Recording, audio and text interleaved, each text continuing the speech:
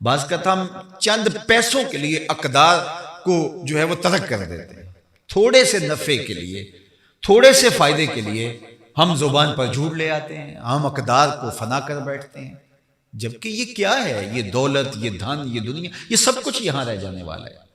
سب سے اہم چیز جو ہے، جو انسان کے ساتھ قبر میں چیزیں اترنے والی ہیں، وہ انسان کا کردار ہے۔ اور سچی بات یہ ہے کہ دولت کم بھی ہو، لیکن اگر کسی شخص کے بارے میں لوگوں کی رائے اچھی ہے تو یہ اس کا اصل سرمایہ ہے۔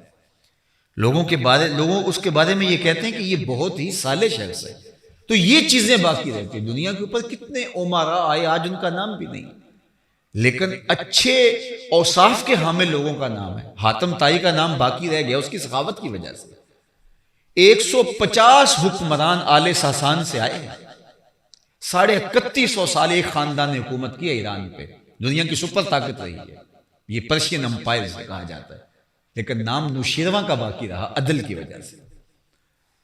وہ کسی نے کہا تھا نا کہ نام نوشیرواں باقی است بعدل، اگرچہ بسے گزشت کے نوشیرواں نہ ماند، اگرچہ مدتیں بیت گئی کہ نوشیرواں چلا گیا، لیکن عدل کی وجہ سے اس کا نام باقی رہ گیا۔ تو جو نام باقی رہتے ہیں وہ کام کی وجہ سے رہتے ہیں۔ قائد اعظم محمد علی جناح کتنے امیر تھے؟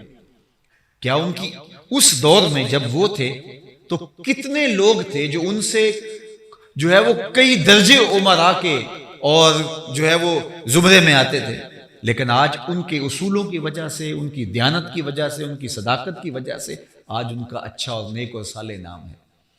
تو اچھے نام، اچھے اخلاق اور اچھے کردار کی وجہ سے باقی رہتے ہیں، اور سب سے بڑا سرمایہ یہی ہوتا ہے۔